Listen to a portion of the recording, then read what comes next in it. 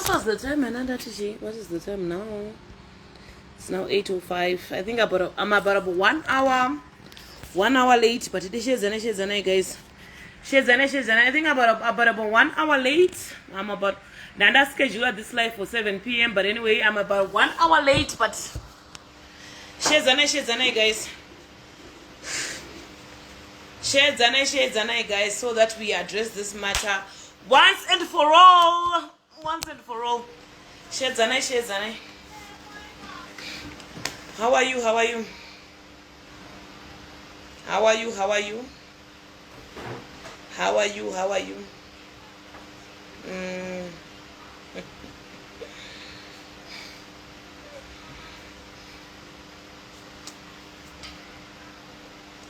How are you? How are you? Shikai, at least 8 I like you so much, Benile, and everyone I met today at Sandridge Mall, at Westgate Mall. I love you. Vanozonasanga navo at Westgate Mall panashigadzira chi-event changu at Sandridge Mall. Thank you so much. And everyone that I invited auya. And then I invite vanhu vasina godo. And I made sure and I invited vanhu vasina godo. Even my own family members, even the close friends, they did not even attend of an official opening of our shop in Sandridge Shopping Center. I made sure, could even family members, even close friends, they did not even attend. The only friend that attended opening is my partner, Patricia Jake. Ndatoona ndikati mhepo dzingatosumuka, so I'm gonna make sure kuti this event ndichadaidza chingaita chinhu chidiki, but to me it's big.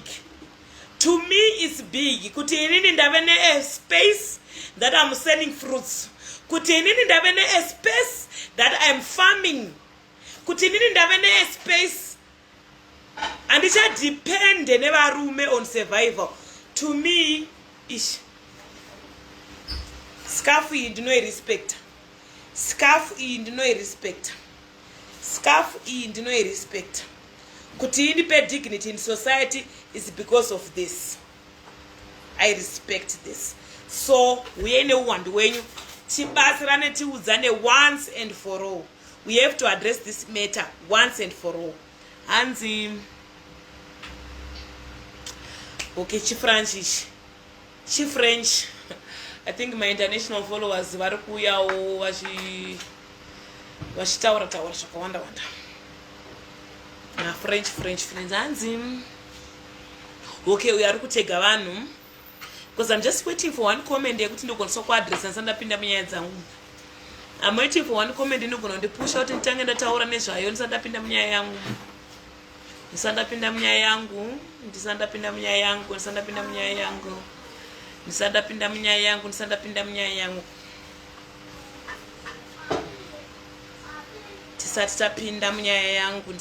munyaya yangu.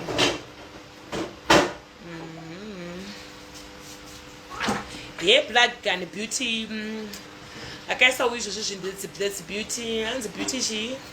But anyway, I think ndakakupa number. Toray number 0719. Let me try to send this number on my DP name. For my plugs, you say, but can you send this number? Let me try to pin this number.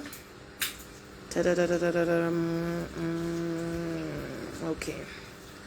All right. This number for people who are in Zimbabwe. 054860 for hair, blankets, perfumes, fruits. Get in touch. Fruits, get in touch. Strictly business. So strictly business. So my wigs are available soon. 0719054860. That's my WhatsApp number. Please make sure that we track it. Let me try to pin this comment. Yes, it has been pinned. And yeah, that's my number, guys. That's my number.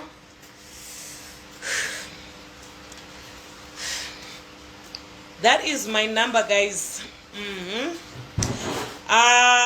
inini, I've been trending on ghost accounts, even real accounts. Inini, with my aunt, my friend, who happens to be my best friend, Patricia Jack, who have been trending. Tishinzi, isusu takasamonewa tikabuda muzanu PF. And inini,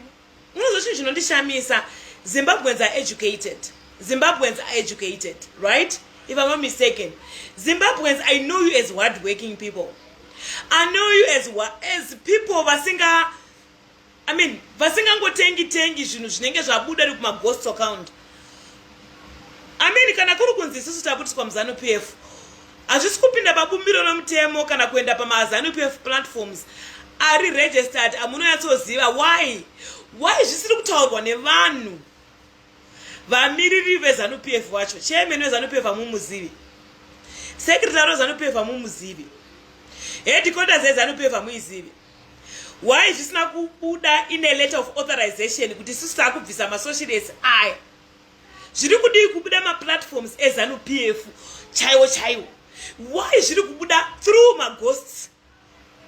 I'm so disappointed in you Zimbabweans.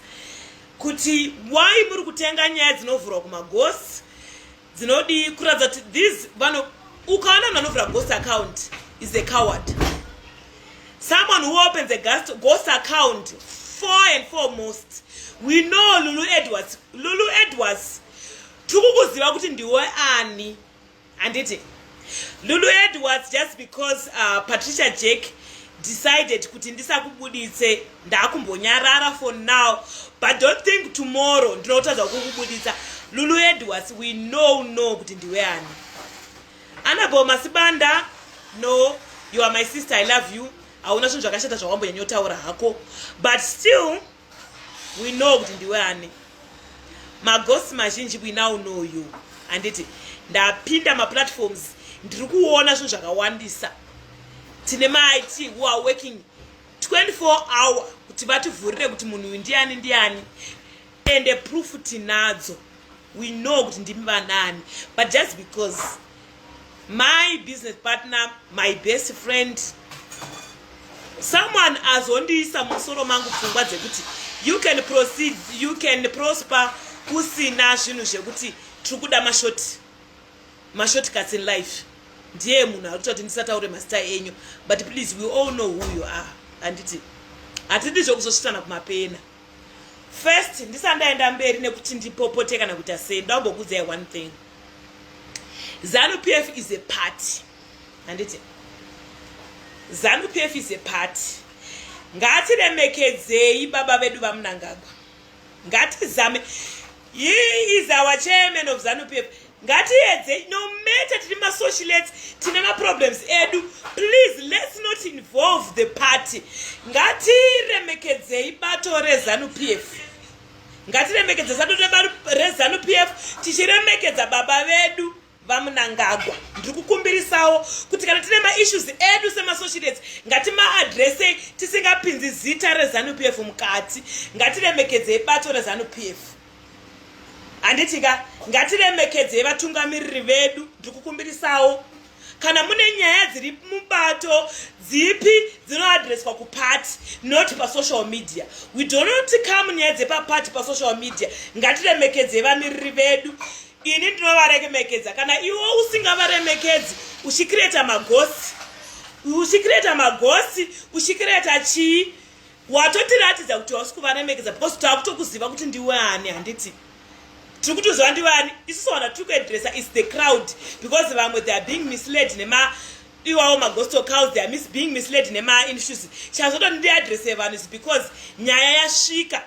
And iri kunyanya tikangoposta anything unonzwa kuti madzingwa kuzanu PF, madzingwa kupi, maita sei. So it's high time I address people once and for all. Handitika zvigananda tinozviisa kuseri uku. Zvigananda tine nzvimbo yazvo zvigananda. Handitika iwe uchida kuadresa Evangelica Sandri or Patricia Jack, go to them straight. You do not create a ghost account. You do not include Zanu PF munyaya dziri peti.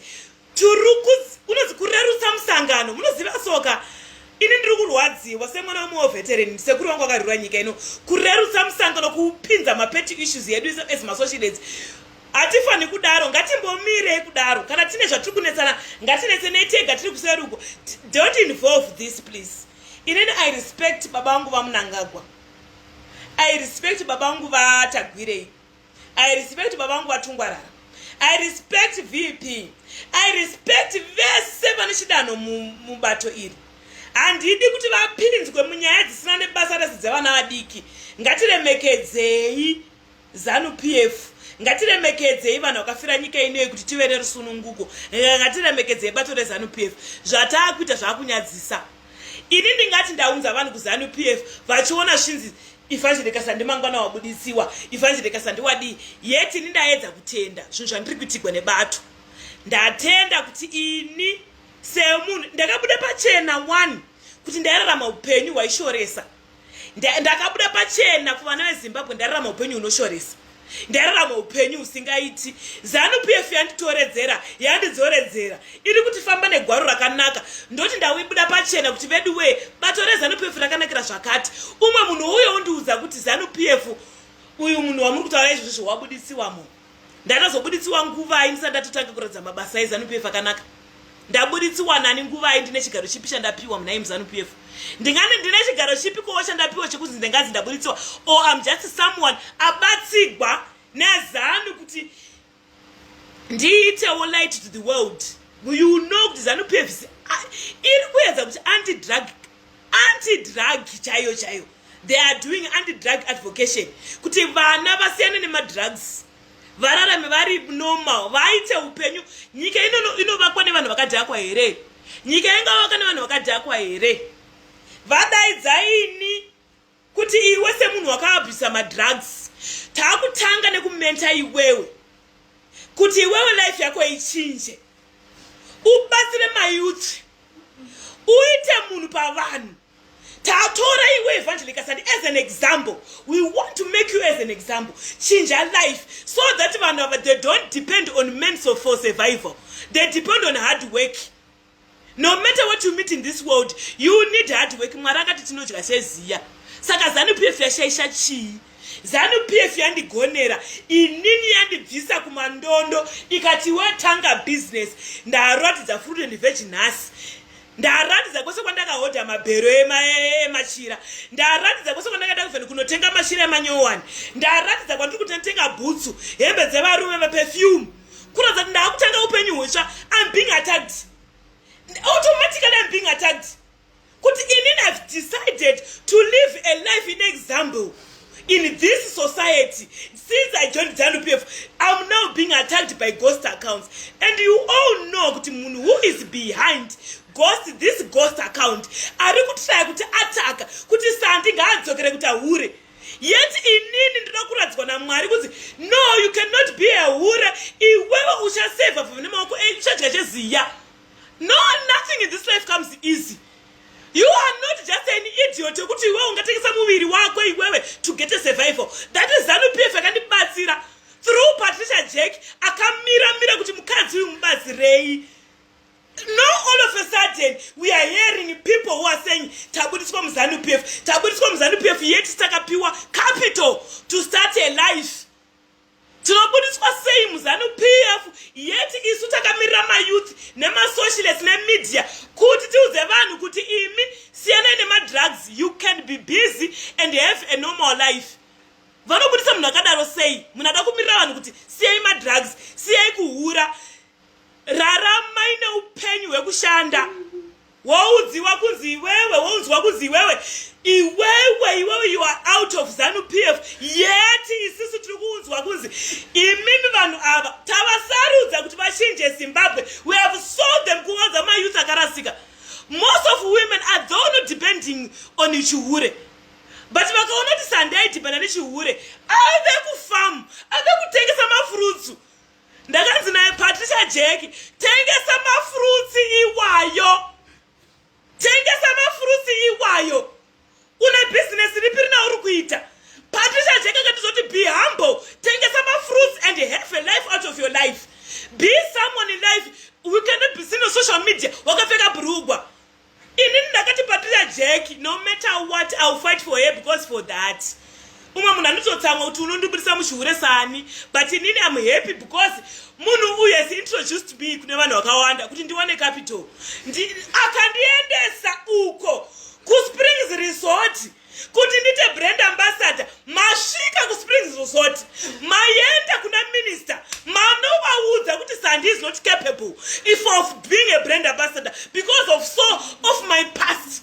Mashika kuna Temba Muliswa. What did you do? What did you do? Mashika kuna Temba Muliswa. Who decided to give me a second chance? Could I need a brand ambassador Spring Resort? Mashika kuna Temba Muliswa. What did you do Temba Muliswa? Makuna Temba Muliswa shunusha kudara.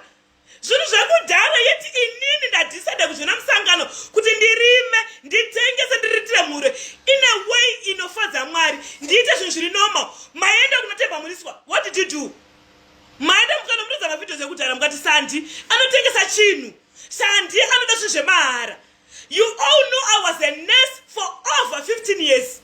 Inini ndoda zvinhu zvemahara inini. Ndoda zvinhu zvemahara inini. Ndinoda zvinhu zvemahara in this life. Why would I go for training? Why would I go for nursing for 3 years? Why would I go for nursing for midwifery? Why would I go for a degree? Kana chida zvinhu zvemahara. Why can't you give me Zimbabwe the second chance? Munada zvemahara.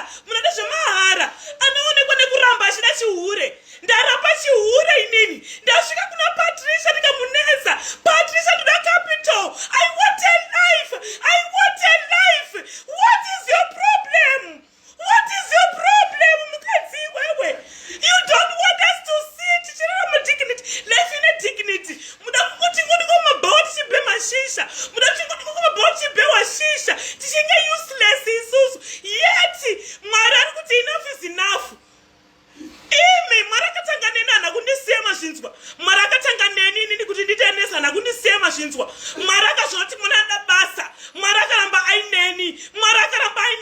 Kusata AIDS hakusi kugona kwangu. Kusata AIDS kana HIV hakusi kugona kwangu. Mwari akaona kuti mwana uyu anodake kushanda. Haadi zvemahara. Kunursing mandiramba. Ndikati no problem. I want to start something. Ndakutanga something. You are there. You want to destroy it. Thank God for people. Vamira nemsangano. Vakamira neni vakati mwana primary. Muprimary atange zvada kutanga. Ndo zvinokuradza kuti you are just little kids. Kana Mwari ati yes, you children no matter. Ene chinorwadza munhu kana chazveng'anga, kana chifambira ng'anga for breakthrough, kana chitemba ng'anga, anorwadziwa achiona vanhu vachipiwa zvinhu mahara. Kuti asvika paasvika, anotendera mung'anga achita magona, achiita sei? Kuti asvika ivhona pakuroorwa kana kuti asei, aneta nekubata magona, abaneta nekubata tsvina. Kuti asvike paasvika, anorwadza akaona vanhu vachingodzi, senge pokazi Sandy ngaagara apa. Sandy ngaagara apa, ngaataure zvaari kuda.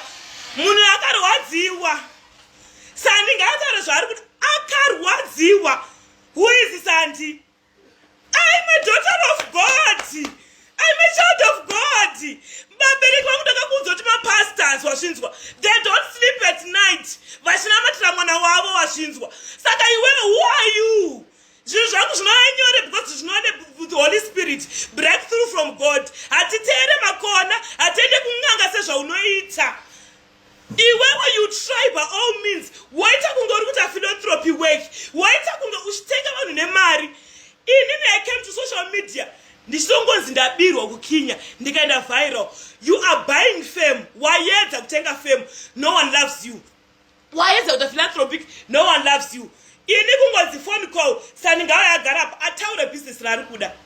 Zvatomunetsa mukadzi uyu.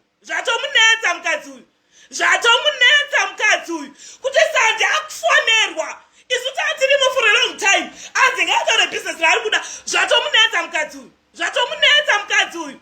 She is creating ghost accounts. She is creating everything. My life right now, I don't know. Kuti ndinofuma mungana ndiriko here. Yesterday I received 4 threats. 4 threats from different numbers. 4 threats. Inini ndikazi ndafuma ndakanyarara. Inini. Go to Zim noise makers, mono fabricator, whatever zvauri kuposta. That woman is responsible. ndikanzi inini sandi ndafuma ndakanyarara because it's enough is enough. I've received enough threats zvekuzi ndinoshanda mugovernment ndokunonzi kushandisa musangano zvisizvo. Isusu there is no way atakambointimidate vanhu. Even paneti vanhu ngavapinde museo pana ndiri kumabra constituency. Pana ndiri kumabra there is no way pandakataurira vanhu kuti inini ukasapinda muZANU-PF hatisi kukupa mari. Anakumanikidza vanhu kupinda muZANU-PF. Muri kuzvinzwa? Inini pana ndiri kumabra west inini. Pana ndiri kumabra zvichipinza vanhu kumasero inini. Inonzi zvataida branch. Pandaipinza vanhu kuzvataida branch. Marlborough West Zone 4, Harare constituency. Andina munhu wandakati iwe ukasapinda muZANU-PF unoshaisha wana. That's intimidation. Munhu ngaapinde muZANU-PF noti ari kuida. Kwete kuintimidate kwakuti iweweka ukasapinda muZANU-PF amnasho ndokunonzi kushaisha zita. Ana munhu ndakashaishira zita ndakatouza vanhu chokwadi ndikati kuma meeting kumasero tinonosangana. Hatizivi kuti tinobatsirwa rini, hatizivi kuti tinowandirwa nyasha rini. Ngatiendei neuwandu hwedu.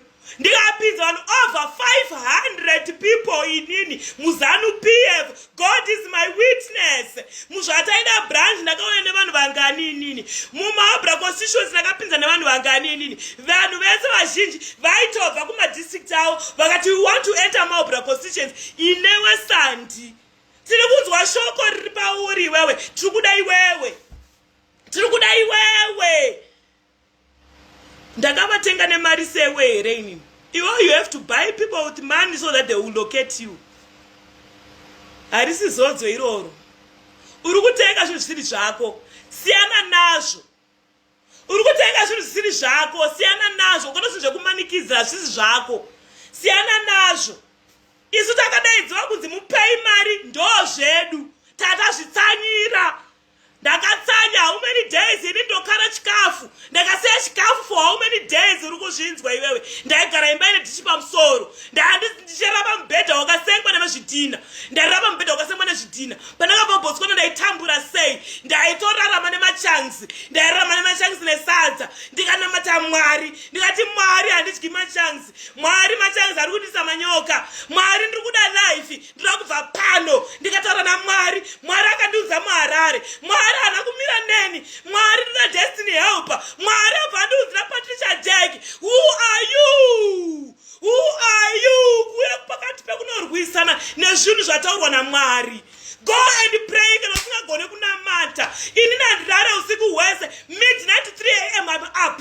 I'm up. I'm talking to God. Remove poverty spirit. Handisi kuda poverty spirit. Handisi ndakauraya vanhu kudzinza inini. Handisi ndisekuru vangu vakauraya vanhu kudzinza. Ndiri kuda kubudirira. Ndiri kuda kubudirira nyangwe ndiri first born. Zvichizvi nezvo zvakandigara pano. I free myself. I want to see a good life. Ndaudzirwa Patricia Jack. All of a sudden, this monster come from nowhere.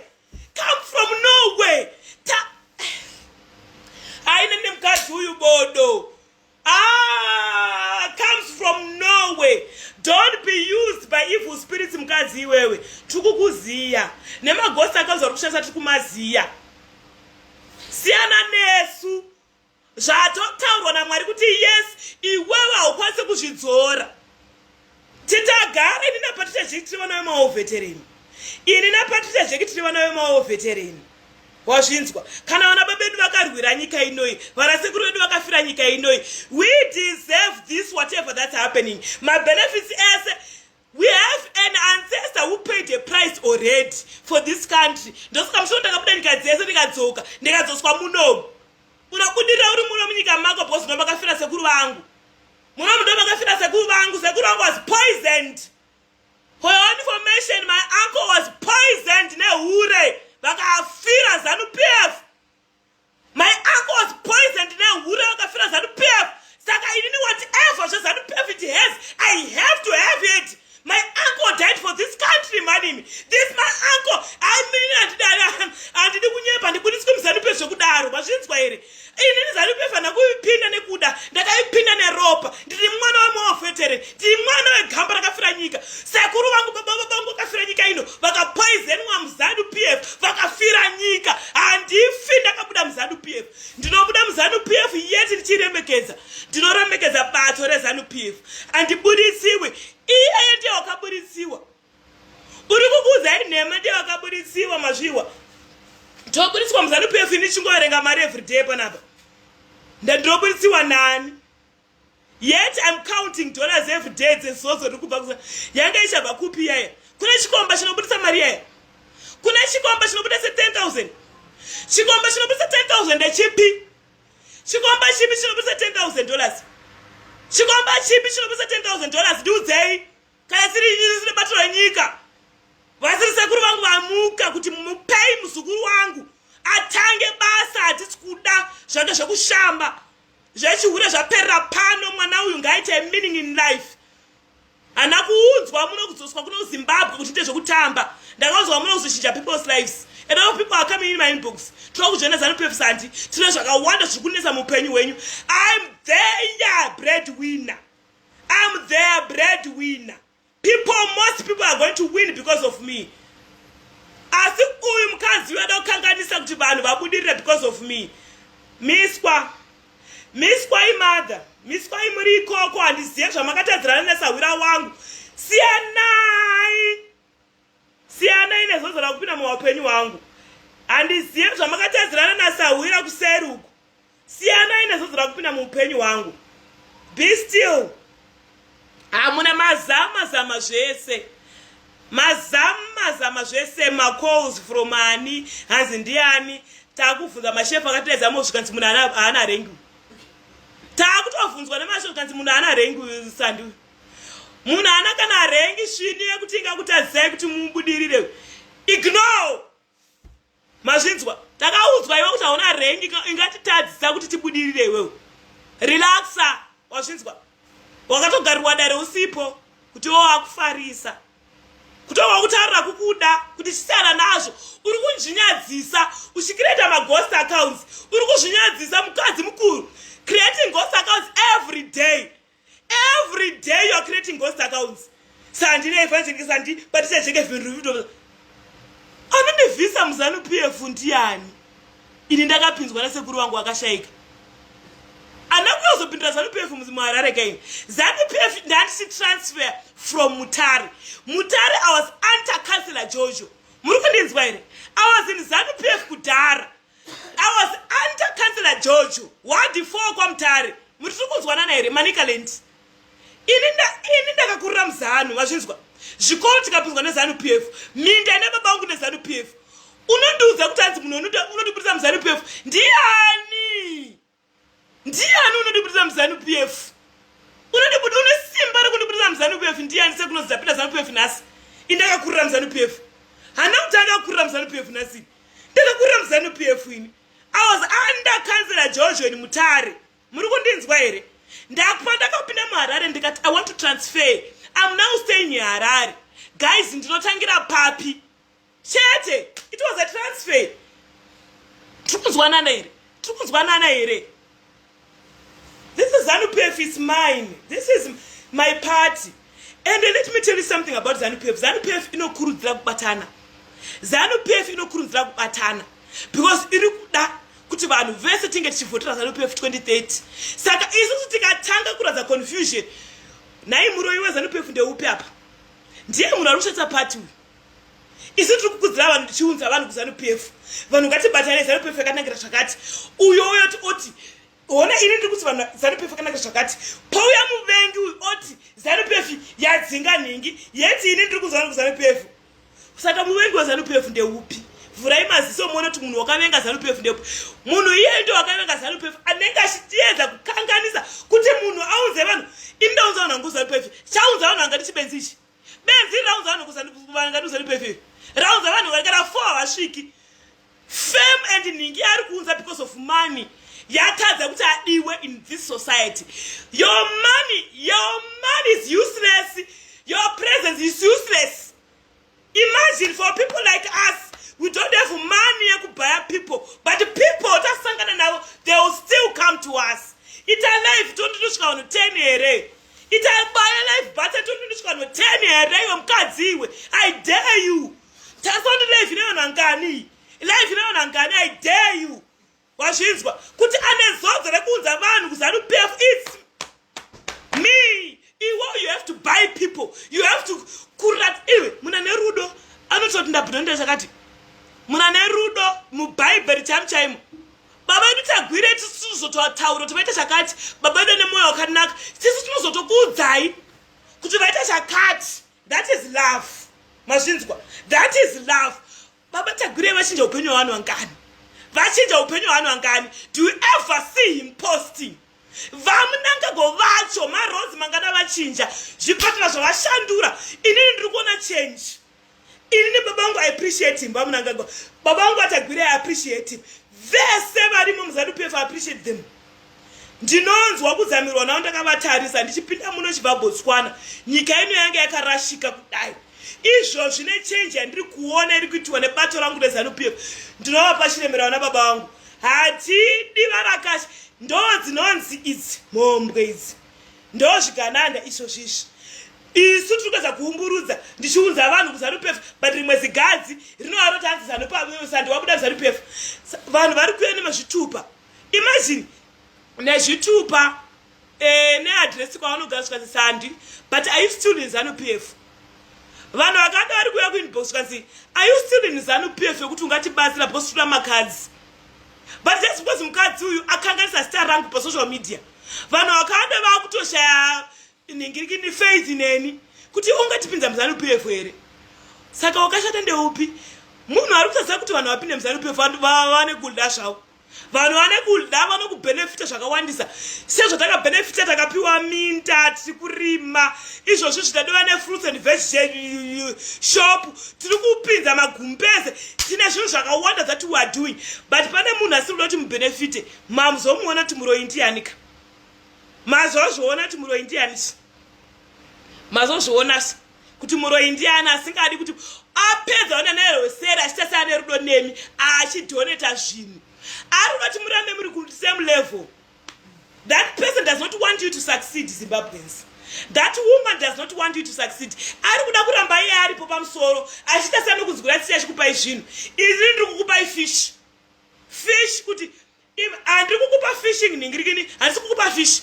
Ndiri kukuticha how to fish. Bata ningi yako ubate fish dzako. Handikupi mari ndokuudza kuti business uchapiwa loan ugozoibhadhara.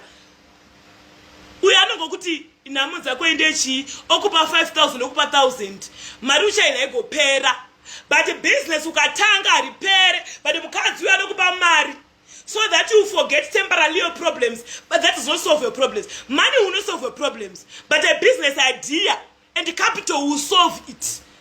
Haramba chizokupa mari kamukadzi uyu. So shine your eyes. Mukadzi aripo kuti murambe muri marombe. Vurai maziso. Mukadzi ana utsinye uyu. Hana basa nemi, because kana kupa mari, that's a once off. Ungazodzoka kwaara shamba zvikupa mari. Ungazama kwaara shamba zvikupa mari here, akatokupa mari, that's it.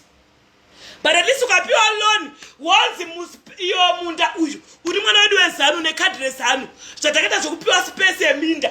Unopiwa space inda ndakauza ndikatora kadhi reZANU-PF, ndatora kadhi reZANU-PF, ndapiwa minda, space yekurima unayo. You don't go back kuramba kuti ndipei mari, chirimaka. Rimaka capital wapiwa capital inputs wapiwa zvese unazvo, space yekurima unayo, rimaka, then to be ukanochipiwa mari. Munhu anokupa mari anoda kuti uramba uri nyope. Munhu anokupa mari usually anoda kuti uramba uri nyope. That's kupa every month zviri nani. Anongokupa kuone problem, that's it. Chindipa futi mangwana handingoti cheza kundipa mari. Are they available, those people, to give you money every day? They can't. They are giving you money for their name, because this woman is hungry for attention and fame. This woman is hungry. Ana shushino yako ari freely because ana zozo whatsoever. Jesa even kwana murume kwa akaita government inganga nemidzi. Imidzi dzega to get money kuti arorwe imidzi. She's just a nobody who has seen anything aligned with her. She's just a nobody. Kuti awone murume wakaona yeye. Amene ikoko kwari ikoko mukuru weambassador yeAfrica. Ikoko kwari ikoko mukuru weambassador yeAfrica yeBotswana. Ikoko kwari ikoko yokusuna zororwa neambassador weBotswana.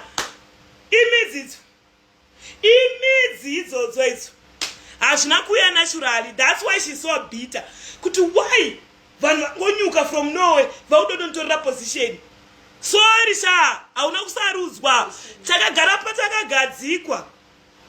Takagara patakagadzikwa. Hatina kubvuta takasarudzwa. Hatina kubvuta takasarudzwa mukadziwe. Ukaona kutoda kun'anga kuchofambira zvinhu zvisi zvako. Zvagare vana vakadzi vaking musquat ava. Vakadzi vaking musquat.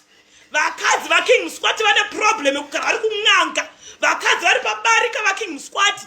Havazorori kugara kuri n'anga. Kuti dei aunani, dei agari pano, dei haana value in their life. Havasarudzwi nezvinhu. They force things. Force yourself in a marriage. Force yourself in society. People now, they now know you. You have lost value. You have lost value. You have lost value. One. You have lost people. Zvawashufunga kuti wongota mbiri neusocialite nekudzikisa vanhu vane zodzo. Now you have gone down the drain. Inini, I dare you, come to me. Come to me. Wazvinzwa? Kana zvishito wakapenga. Uya undiadresa, don't send those tags. Tunhu tuwari kusenda tuvanana tkuya. Hatikundivhundutsi tkuya. Hatikuna nzvimbo muzanupefu. Ndichagire vanhu vari nane, please. Ndoda kufonegwa nevanhu vari nane. Tumarara tuwari kundifoneresa.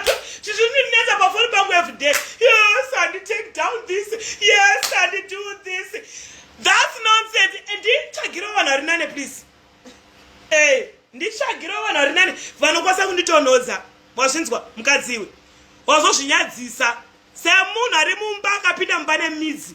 Waifanira kuzoti wakapinda mumba sei wombodzikama. But now you want a war. I am here for you. Wazvinzwa. Indakanzi ndofa 2008. Ndikanzi ndofa 2015. Ndikaedza kuda kuurayiwa nemuprofita anopisa. Uya.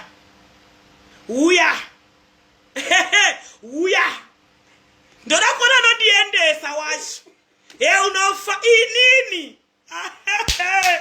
Mufeso wangu uri mufana. Wazvinzwa. You can have money but you are useless in society. Isu tikasvika panzvimbo. Sandi. Kufarirwa tisina mari. Iwo you have to buy people. To people to like you. You are useless in Zimbabwean community. You are a useless person. People don't value you. Pasina mari, people don't love you. Isuma ndakapechi Zimbabwe. Kunze kwakuvapa shure yangu chete. Ndakapa Zimbabwe shure asi ndikasvika kuwadzana. Ndikasvika Warren Park, ndikasvika kupi. Sandi. Iwo wabuditsa mazakwata emari. Hapana kana relevance. No one even notices you. No one even notices your name. You are useless. You are useless. Wazoataka vasingatakwi ndakakuzoti gumira uko umire ikoko. I don't know you. I've never met you. Don't start me. Ini ndokugadzika mudish chaimo. Come for me. Hey, you are in for it, Sandy. You are in for it if you don't. Ndakakubata ndokuziva ini. Ndinokuziva ndakapatana nezvako inini. You are in for it, Sandy. Hey, you are seeing this. Hey, uri kubata mukadzi. Hey, working musquat. Uri kuda mukadzi working musquat. Mukadzi uri kunetsana naende working musquat. Chienda kuna musquat wako. Muye muri vaviri. Come for me. Enda kuna king musquat and come for me. Wazvinzwa? I dare you. Andivhundutsigwe nemutsendi webete. Munhu anovhura ma-ghost accounts. I used to respect this woman. Indendofunga kuti dzakakwana. I used to respect this woman. Ndikanoona philanthropy work. Ndikati this woman anofarira kubatsira vanhu. I didn't know kuti her motive behind. She's desperate for fame. So she's using money to buy people. Not kuti she wants to help people. She's desperate for fame. Zita ritozika neriri kumatushu uku. Rakarashwa kare riri kusimende uku. Hakuna ndoziva nezvake. Akatirekatisese mari nizikanwe. Asuva sina kana senti. Tatofamba tingozi Sandi. Osa hapana zvatukupa vanhu. Iwe nemari yako yese useless. Useless. Money cannot buy people. Sorry zvako. You have tried mukadzi wa king squat. Mukazi wa King Squat you have tried. Zogera kuna King Squat kwani mukazigregate kuna sana mukadi. Mukandona ndafa zimukadzi ra King Squat. Randivuraya. Muzondafira nyika because inani ngati ndiri kuri kuita ZANU PF. You want to start musangano usheke. Inini I'm doing all my best for Vision 2030. I'm doing all my best kuti tibate chinhu ichi for 2030. Tinga tese for ZANU PF. You're from nowhere, you come from nowhere. Kudoni kanganisira Vision 2030. Oti babangu sekuru kwa grade ino kuti togona pambe pfumini. Sekuru kwa grade ino kuti togona musangano. ZANU PF 2030 vamunanga gwanenge vari mu office. Hatina rimwe bato rinotanga muno. Uri kuzvinzwa dzigadziwe. Hatina rimwe iwe ndotokangasa bato iwe. Tiri kukuona mnyengeri. ZANU PF 2030 tinenge tiri mu office na baba vedu vamunanga gondovada. Baba vedu vachagwire ndovaremekedza. Vana baba vese vari kondovaremekedza zvakanyanyisa. Ini handisina basa nevarume vevanhu, ndine basa nekushanda. Ndakaudzwa panowanikwa mari. Farming, nekutengesa mafruits, nekutengesa michira. I can go to Botswana ndinohota zvinhu zvamakaona. Anakuhodha machira mukamaona ini. Handisi kutengesa machira pano online parama. Handisi kutengesa maperfume ini. Handisi kutengesa mafruits adavhura musuna. Atavhura nhasi asi mafruits. Am I not doing a change to this community? Handina basa randiri kuita inini mucommunity yeZimbabwe inini. Handisi kuradza vanhu kuti madrugs akashatira papi. Ndikutoudza vanhu kuti madrugs akashata papi. Ukata madrugs you cannot you cannot function in a community. Ndikuzoudza vanhu madrugs akashatira papi. Siyai madrugs, siyai chihure, ndoatakwa. Amuzvoni kuti dhimoni ndiani? Ndisatani uyu. Ndisatani uyu. Ini ndikutadzwa kuti basa radaupinzirwa panyika panapa naSatani uyu. Anozvifarira zvekuti vanhu vaite mahure, aite madrug addicts. That's why she's fighting me. You have lost. Wazvinzwa? Unozoneka murume kako King Squat kuti yamundione. Ndakakumirirai pano, address muiziva. Endaka murume kako King Squat muya pano and address me. Anobuda muZANU PF ndiani ndiwo wakanipinza muZANU PF yo. Iwe wado wakanipinza dende yako. Wakarwa hondo ipi naye wakamukadzika King Squat uri hani zvako ne position ipi. Yeah? Your husband is not even a minister yet. Your husband is not even a minister yet. You don't even work in government. You don't even work. Ungoroka King Squat kwa kushasha. Kkkk kuningi uko kudomborani uko kupi uko kutenzwa ungatoda kuzomisa vanhu vanenge inini mageneral ungamisa inini general yo sekuru wangu wadouya panapo shuwa Google that name Samuel munoda wafa. Google that name Samuel munoda wafa. Sam wazvinzwa iwe benziwe enough of your ghost accounts. Google that name Samuel munoda wafa. I'm Raviro munoda wafa.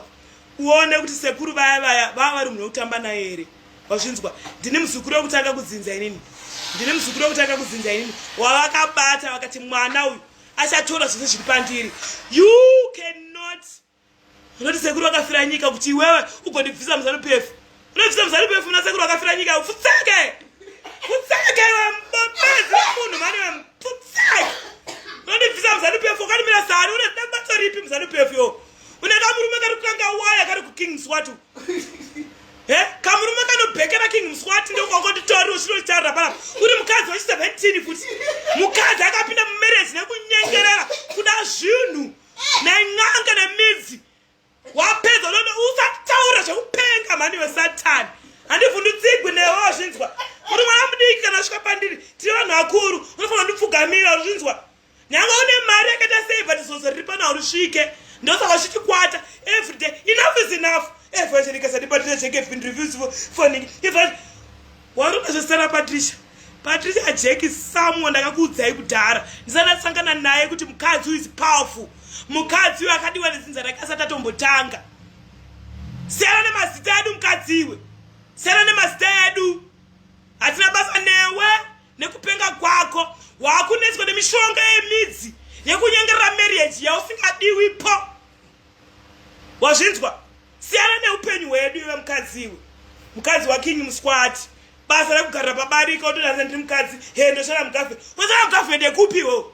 Ungaita benzi rakadai sirakaita sewe mugovernment ndiani. Kuti iwe ndomoke. munhu unongohakira kwese uriko. Ndakabatsirani wewe mugone panguva yahondo ndingakabatsira vadiri ndingakavabata kuti vasapfugwe ndingakavadai tozviziva hadzezi ndingakabatsika handakavaisa muhapwa dzangu kudai handakavaisa muhapwa kudai kuti vasapfugwe nefuti mufunge munguva yahondo ndakavaisa muhapwa kudai mufunge handakavaisa muhapwa kuti vasapfugwe nefuti tikukuziva kunoku kumakata kunoku unozviwa mukadziwe unozviwaka. Yes, handikuzivi zvokuti chiini handikuzi 999 ameno 9 ndani kwava iyeyusho zviti vanhu vangofona zvinonifasa ndatoiba ndibvisai ndikazvimirira izvozvo ndikazvimirira ndaibvisa ini zvoda ndingaswachitavhunduka izvozvo because every post uzoti ndikaposta nyange kuti tatanga shop like nhasi muzvachiti zvazondirwadza tikutouza vanhu tavhura shop tinoda makastoma ndiri kuudza vanhu ndichiradza vanhu kuti maningi mashisi takauya nawo vanhu vokuti madzimwa muzanupf iwe uri kuadvertisa business ukuedza kurarama life yako vanhu vokuti madzimwa muzanupf. What is that? Uri kuedza kuti what imi tiri kuzama kuti tione kubudirira mupenyu tisiyane nezvinhu zvinodhakwa tisiyane nechihure tisiyane nezvinhu zvakaora kuratidza community nemayouth kuti we are moving forward. Poeshe munhu zvoti avabudiswa muzanupf, don't listen to them. My dear, kusadzika newe because I respect this scarf. I respect kusadzika newe. It's because I respect this man on this scarf. Anditi vamunakanga ndichivaona ndinoona baba vangu ndinoona baba vangu vane shungu vane mwoyo wakanaka nekuti nyika inake zvavari kuita muzvipatara marozi ari kuchinja zvinhu zvakawanda zvavari kuita zvakanakisa munyika munomu izvo handei ndichiona nemangu maziso since ndagara munomu Harare munomu I've seen so many developments. Saka ndakagara ndakadai ndisanyanya kudzika negejo inyaya yekuti ndiri kuremekedza baba vangu. Dei kunzi ndakadzinga muzanupf ndakati ndakadopisa masikafu kunge ndinawo kudai itsimi dzinoremekedza havangatondidzingi ndingatoita protest havatondidzingi kuza I will protest. I'm telling you iri ndinoita protest yekuti piswa nemataya ndigofa ndiri mupenyu kuti mandidzingirei. I'm ready. Ndidzingei muzanupf mugondiona ndopamunoona kuti madzinga benzi ini ndinopinda nematendiko piswa imomo ndinofira nyika zvikonzi mukadzi waramba kubudiswa muzanupf handibudi muzanupf nezita raparanyuwembo jesu ni zanupf yakafigwa nasekuru vangu handibudi handidi kukunyebera nyangwe isina chainondipa zanupf zvandakaitirwa nenyika zvakadokwana nyangwe kasandipa chinhu ndichaifira zanupf ndofira nyika yangu sekufira kwakaita sekuru vangu. I'm willing. Ini ndodori musoja ndiri pano ndodori musoja pamberi nezanupf vamunanga 2030 vane variko vachingotonga handidzikisirwi nemhandu nevanhu vanonyembera kuda vanhu nemari mapretenda. Kana uri munhu waunoda iwewe chinja life yedzavo nekuvadzisa how to fish vape macapital kwete kungoti mari yakati mabhiri ndiri kubhadhara machini ndiri kubhadhara then that's it. Kana kubhadhara bhiri vachadei why can't you help them further? Woti kufungeka muchinja mukafunga kuti mukuda kutanga kumuupenyu hwenyu zvakataona Patricia Kkkk sheshe iwe santi what's your passion wazvinzwa ndinozi kubatsira munhu. Patricia Kkkk did not give him money. Patricia Kkkk sold me an idea wazvinzwa she gave me an idea. ZANU-PF funded the idea. ZANU-PF funded the idea wazvinzwa kana zvinoda kubatsira munhu haumupe mari you teach them how to fish kuti varambe vaine mari or you give them a job. Mari inopera mari okupa unhu zvenza ndoda munhu unoda ani kwewo waunoda ndiani iwewe unotopusisa vanhu vakazungana paindaneta vanobhilivha magosi asi matunota adreswa isu matunota adreswa neZANU-PF yesu taadreswa rekuprofile ningiye ZANU-PF unless taadreswa kuZANU-PF headquarters mozoya mutitaurira izvi wazvinzwa tazotaugwa ukoko panoitwa parliament kana bill amendment panoitwa bill amendment nekwanotaurwa kusvo mozotaura kuti aiwa socialist for ED yabvisiwa uye tabvisa Evangelica sandi nozobvumawo vhurikaiwo pfungwa Ruru Edwards. Who is Ruru Edwards? ghost remapenzi akafa kudhara, ghost remafailures, ghost revanhu vanoenda kun'anga. Who is Lulu Edwards? You want me to expose the names anyway? Who is Lulu Edwards? Huh? Ghost like a failure, a nganga addict who does not want to see people win. Who is Lulu Edwards? Who's Lulu Edwards? Huh? Who's Lulu Edwards? Munane bitterness we are. And do you know that girl ghost? 1103. 1103. Masnake undergrass. 1103. Masnake undergrass. Verse 3. Mad. Minimal Lulu Edwards. But Mukarama Machine Poyaga. Mukara Machine Tokonyaga. Mundizia. Did I put it as a good wa? Mukara Machine Tokonya did not ve. Lulu Edwards. I dare you. Rambosu Tomoka. Rambosu Tomoka. Dogu Fumura kuti wa washinzwa. Lulu Edwards. Hey, shauri kupiwa pen you $100 airtime. $100 airtime. Ay. You $100 airtime ndo ari kufira here. $100 at top per pass at less than second. $100 nenge apera ndo ari kufira here kunaiwe kuti uposte zvina dzadzi. Washo zvonati zikazire ari kudika. Muri kushandisiwa for what? For peanuts. Kozoti riari yawo iri. What is that woman? Iwewe, you know who I'm talking to right now. Asina kuti zvakawanda. Iwewe, what does this woman mumukazi wachinje chimupenyu wakwewo? Kuti unge uchindifonera. Seke iwewe, tinobva kanyi kwese uku, tobva kwamutare kwese uku. Why wakazungaira kudaro? Mukadzi wachinja chi in your life? Achinja chi in your life naiwe mukadzi uyu. Muno wandinobva naye kanyi. What does this woman change in your life? Ngakutengere imba kati tingazoti shosho uri kushandira munhu you are happy. Naiwe wekanyi ngwe. Mukadzi wakushandira wakuitirei in your life so that you can stand for her kuti akushandise kudaro. Don't be used. You remember ndichipinda muHarare wakandita call iwewe wekanyi uko anditi kumasvingo iwewe mukaranga iwewe achana zvakawanda mukaranga wakandifondera ukati Sandi tapinda muHarare tapinda kuzotsvaga mari kwete ushamwari. Why are you being used? You are ever calling me mukaranga iwewe mwana wekumasvingo uri kuzviziva ndiri kutaura nechibhende ndozviziva ndoti chibhende asi uri kusazva ndiri kutaura uchipinda muno iwe ndichipinda muno muHarare the first thing you were the first man to call me ukati Sandi hatina kupinda muno muHarare kutsvaga ushamwari tapinda mwana muHarare kutsvaga mari. Right now why are you being used for nothing? Musi uno wandikupira airtime, musi uno ndiri kwako uko kwaunotengesa hembe, right? Kusop kwako kwaunotengesa hembe uko. You were asking me for airtime $9. But yet you are being used. You were asking me for airtime $9 data. Can't you see this woman is evil?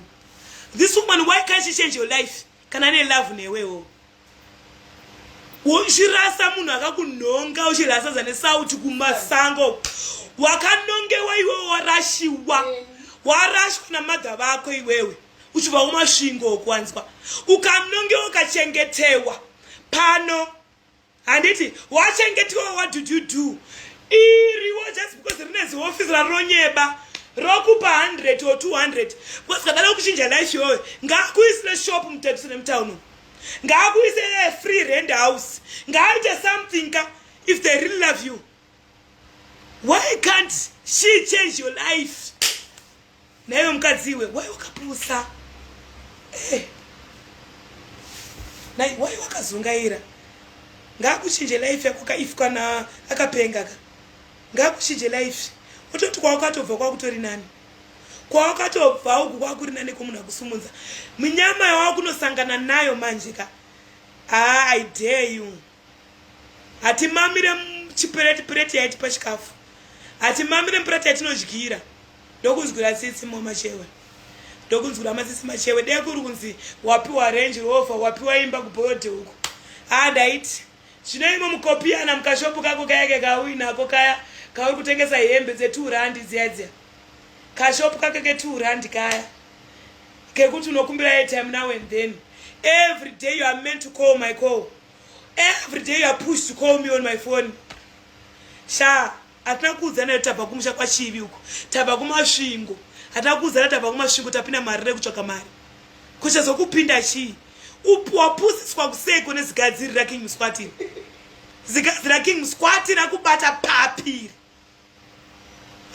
vhurika brain wangu. This life should open your brain, not you are being used for nothing. Zigadziri ramuswatini muswati is up for your downfall. Kude is using you. Muna yekuda ndiye uyo akakutora uchilasadza nesauti. Zvandaona namavideo iwe pandaona video rako ndarwadziwa ini wakatorwa manu usina chunhu pekutangira pawanga warashwa kwawaigara kukingdom wakarashwa kukingdom ukakandwa kuswa chivi kwamasvingo madhobe kukimi mukandiona ndichituka mai vaive kukingdom of heaven vayaka mundimamise mazvino mai vekukingdom of heaven vaive kuti vane kitsi dzinombopota chidodonge mai vanochengeta kitsi vaya mukaona mai vanochengeta kitsi vaya mukaona chivatuka futika mundimamise mai vanochengeta kitsi vaya is right man ai mai vanochengeta kitsi vaya vanoona ai mai vanochengeta kitsi vekukingdom vaya vayaka vekushurupi vaya mai vekushurugwa vanochengeta kitsi vaya is very right on people man ukona kubudisa munhu penya usavadzosere aya mai vane chipo chekuona mai vekukingdom of kitsi vaya vanochengeta maleopards vaya vanochengeta lions leopards sorry anambudaura izvozvo vekukitsi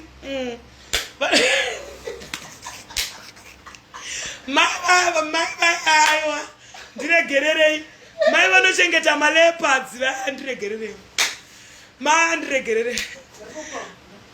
ndiregerereiwo mai vanochengeta kitsi vaya ndiregerereiwo yes thank you very much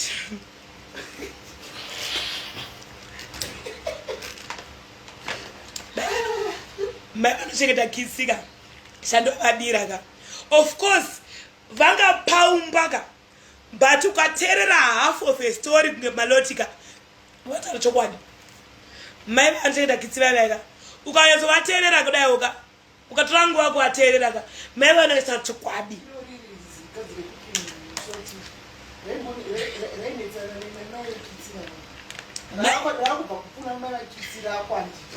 mai veking muswati namai vaya vezhiyaya vesnake under the bridge vaya same people mai vaya veking muswati vaya vari kuningava then vote zigadziri riri kumanikidzira marriage yakaparara kudhara kuti ingofadze nyika vaya vaya vane mutupo haiuya mai vaya aiwa vanoyera bere mai muyera bere vaya mai vaya muyera bere vabatirira marriage nekona yebhodhoro kudai vaya vakubatirira marriage nekona yebhodhoro kuti to please society vane vakadai mai vaya muyera bere vayaka namai mukadzi king muswati. I'm telling you they are same people. We don't need to hate mai vanochengeta kitsi in this Zimbabwe. Mai vanochengeta kitsi ndazoona mai vaya vangeta my emotions but she's real mukadzi where she's must be mai vangeta kitsi vangachengeta kitsi but at least she's real avadai unodoziva kutoti vakuti jo vanokuti jo kana riri banga jo ava mai vaking muswati should be very aware mai muyera bere vakabatirira marriage nesocial media zvokunoti murume wadoinda but she's like this kuti no community dokuiprove wrong so I'm going to hold on to bere wangu vakarorwa nemuyera bere handiti vakabatirira marriage vakadayo zvokuti it's like this This is the last warning. This is the last warning. My mirabere, you know how far I can go. You know how far I can go. My mirabere, now my king squat. Leave me alone. You know how far I can dig your graves. So go to the whole Zimbabwe will not even like you. Even my offices go munoenda, munosema sembwa. Try me. Continue to try me. Muruzhinzwaga. Ndavene information yenyu iri delicate. Try me. Ndikuzwananaga. Yes. Iri ndiro kufumurai. Aiwa, misa. Indro kufumurai izvozvo last number zvokuti munotiza Zimbabwe neairplane ya 11 p.m. Murikuzvinzwaga. Munotiza Zimbabwe neairplane ya 11 p.m. kuti takubuda. Try me. Try me. Andisi malondri ya kana peti vanokubhatai magaro. Indobudisa zvinhu sezvazviri. Fa. Andizvo kuchairirwa. Stay my name as kufonerwa nembwa dzenyu dzamuri kutuma. Mushuzoti I'm in for it. Mukana ndafa ndimaibere vakabatira marriage vakadai o.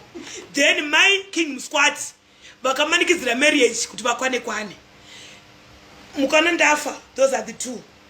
Anditi. But hamuna simba rekundiuraya futi. Ndokunotouraya imimi.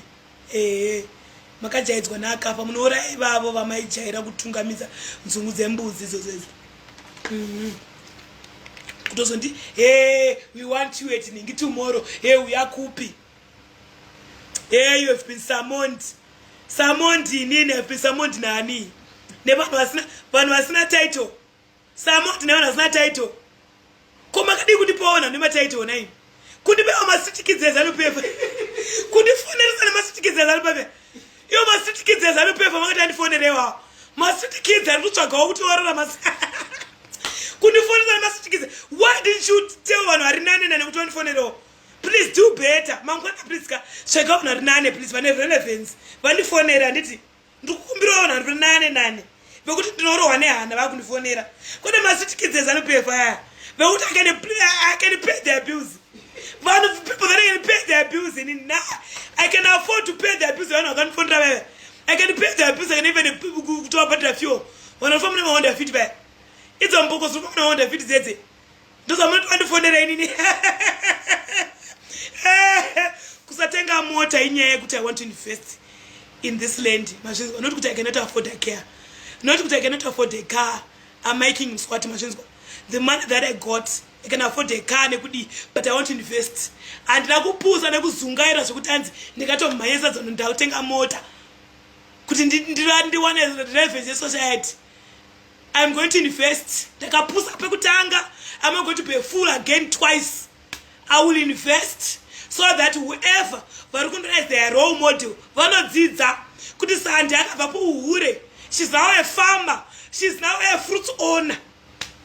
Nay, vanozvonoti Sandy akabva papi. She's now a fruit owner. She's now a perfume owner. Kwete zvokutanzanza ndinotenga mota yekudii.